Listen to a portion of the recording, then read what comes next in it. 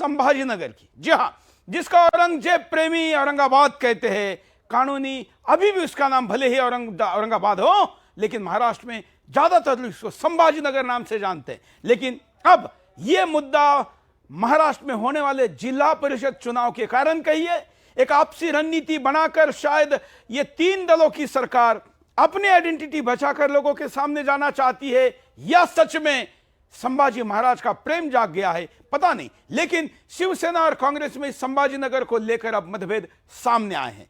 कांग्रेस के वरिष्ठ नेता और सरकार में महत्वपूर्ण मंत्री बालासाहेब थोरात जी क्या कहते हैं, देखिए। अत्यंत स्पष्ट भूमिका है हमारी। हमारा कॉमन मिनिमम प्रोग्राम जो है उसमें ये नाम बदल ये कुछ नहीं है। हमने तो कॉमन मिनिमम प्रोग्राम के साथ हमने स्वीकारा है हमारे राज्य घटना, उसका प्रियम्बर और उसके मूलभूत तत्व जो है उसके साथ रहने का, उसके तरीके से कारोबार करने का। तो हम तो ऐसे नाम बदल पर विश्वास करते नहीं।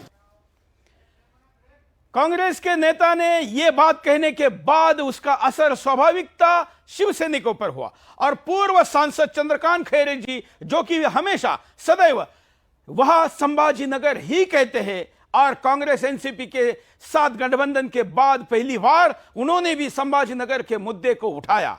लोग जाग चुके हैं, मांग कर रहे। खैरे साहब ने क्या कहा, देखिए। सर, संभाजीनगर नाम को लेके पिछले 2-3 दिन से ओवैसी के गुंडे बस स्टैंड के अंदर जाके धमकी दे रहे हैं कि दंगे फैलाने की बात कर रहे हैं, और बोल रहे हैं कि अगर कुछ संभाजीनगर का कुछ हुआ इधर नामकरण ऐसा कुछ तो चंद्रकांत खैरे का ऑफिस पहले फोड़ेगी। उनकी हिम्मत है क्या यहाँ आने की? आके बताओ, वहाँ आके खड़े हो जाओ और हमारे यहाँ ऑफिस तोड़ने की भूमिका रखो, हम फिर देखते हैं। जो भी अगर बोला होगा ना, हम भी तैयार हैं। हम शिवसैनिक बालासाहेब ठाकरे के। मैं पहला हिंदू एमएलए यहाँ का हूँ, विधायक 1990 का। जब एक इधर बच्चे थे कि छोटे छोटे बच्चे थे, इनको मालूम नहीं है क्या पोजीशन है। और माननीय शिवसेना प्रमुख बालासाहेब ठाकरे ने 1988 में मराठवाड़ा सांस्कृतिक मंडल पे नाम दिया था इस शहर का, और स्ट्रिक्टली बोल दिया था उन्होंने कि इस शहर का नाम आज से संभाजीनगर। सरकार ने कुछ भी बोला, कुछ चलेगा नहीं, लेकिन मैं तो अपन संभाजीनगर बोलेंगे करके बोल दिया था। मैं कहूँगा कि ये कौन छोकरा है वो जो जिसने बहुत यहाँ के बहुत लफड़े किया था, वो साजिद बिल्डर, उसका लड़का है ना। उसके बाप को भी हमने उसका गला पकड़ के वो हाकल दिया था। संजय नगर में इलेक्शन चल रही थी उस वक्त, सब हिंदुओं को उसने बाजू को कर दिया था और आने दिया नहीं था, दमबाजी किए। जैसा वो संतोष जेजुरकर का मुझे फ़ोन आया कि साहब ऐसा ऐसा हो रहा, तो मैं तुरंत गया।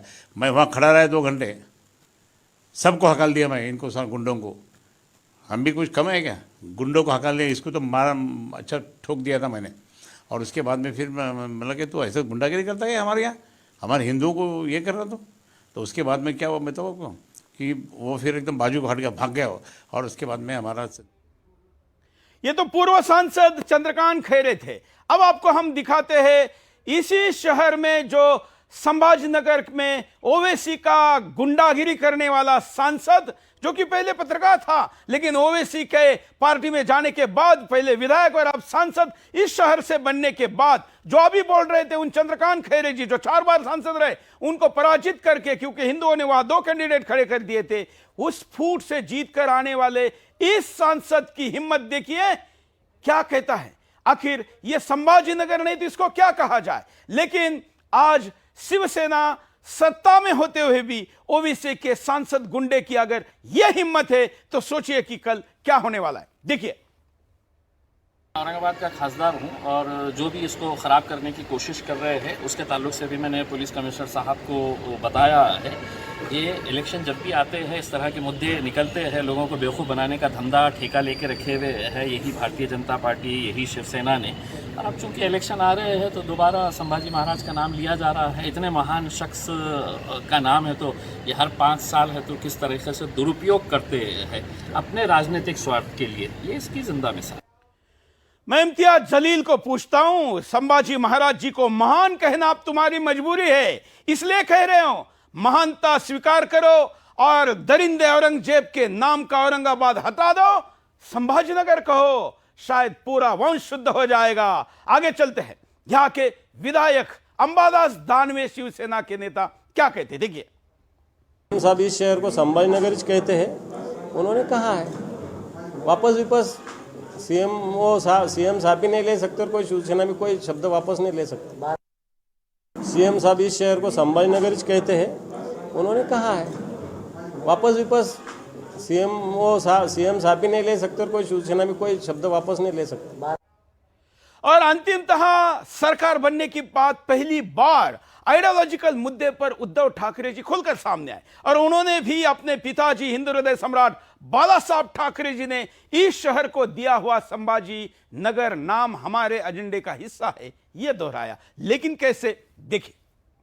महाराष्ट्रात आणखी एक सध्या जो विषय आहे संभाजीनगर सीएमओ ट्विटर हँडलवरूनही संभाजीनगर असा उल्लेख होतो। मग त्याच्यात नवीन काय केलं मी? नवीन काय केले? जे वर्षानुवर्ष बोलत आलेले जे स्वतः शिवसेना प्रमुखांनी तेच केले आणि तेच मी करणार। पण काँग्रेस एनसीपीचे नेते असे म्हणतात की महाविकास आघाडीचा हा अजेंडा नाही। एकत्र एक गोष्ट अशी, औरंगजेब काय सेक्युलर नव्हता, त्याच्यामुळे आमच्या अजेंडामध्ये सेक्युलर हा जो शब्द आहे त्याच्यात औरंगजेब बसत नाही।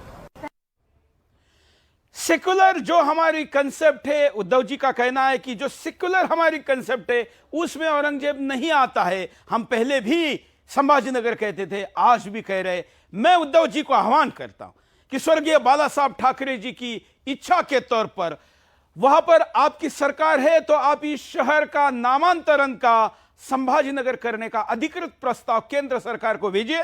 मैं सुरेश चौहान के आपको वचन देता हूं, केंद्र से इस नाम को बदलने के लिए हम पूरी ताकत लगाएंगे और इस औरंगाबाद को संभाजीनगर करेंगे। आगे बढ़ते एक और वीडियो दिखाते हैं। अब यह मुद्दा और ज्यादा आगे बढ़ता जा रहा है। बसों पर, सरकारी बसों पर औरंगाबादी लिखा होता है तो फिर लोग क्या करते हैं, देखिए।